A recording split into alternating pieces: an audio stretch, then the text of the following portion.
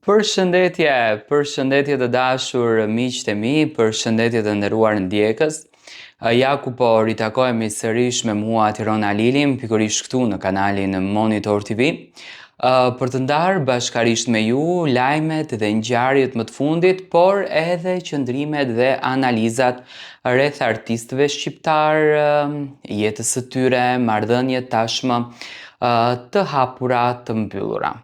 Dua të ndaloj tek një fotografi që Brikena Selmani ka postuar në storyn e saj ditën e djeshme.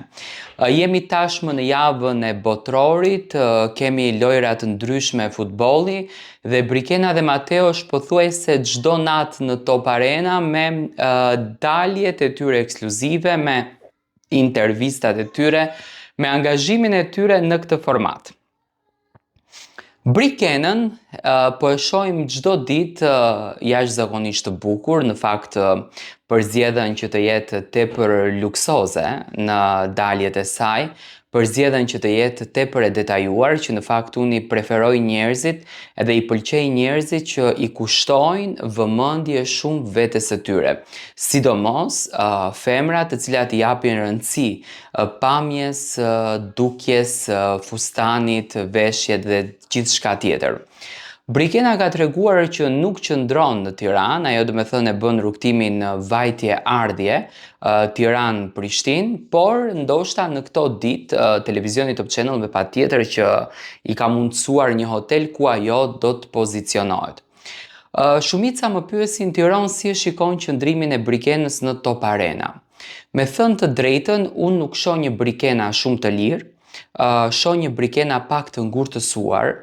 Mendoja që këtë ngurtësimin e ka nga emocionet të cilat asaj i krijohen në këtë ferm, do me thënë nga përditshmëria, nga në këtë Top Arenë, nga kamerat, nga ekranet, nga shikueshmëria që është, por unë mendoj që Brikena nuk e ka më punë emocionesh këtë qëndrimin e saj pak si të mbyllur, shumë pak e qeshur, më shumë është duke shikuar me bishta të syrit se çfarë do të flet Mateo, çfarë do të thot Mateo.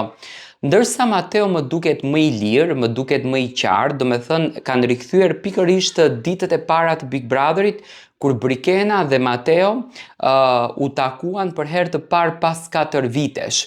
Dhe unë e shoh një Brikenë pak të sikletosur, edhe pse mundohet që të jetë e lumtur, mundohet që të jetë pozitive, mundohet që të jetë krenare me veten e saj, e shoh që ka një diçka tek ajo që nuk shkon. Unë besoj në dashurinë e Brikenës dhe të Mateos, pa marrë parasysh që ato kanë marrë vendimin që të mbyllin rrugtimin e tyre, por shoh një dashuri, do me thënë, në shpirt akoma aktive.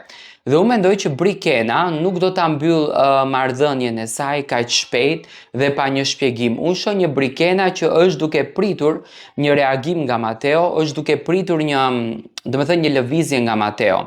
Dhe mendoj që dhe Mateo është duke pritur të njëjtën, sepse nëse keni parë detajet, në momentin që Brikena interviston mysafirin kë ka të ftuar, kamera fokuson pak dhe Mateo në prapavim, Mateo shikon me bishtat e syrit.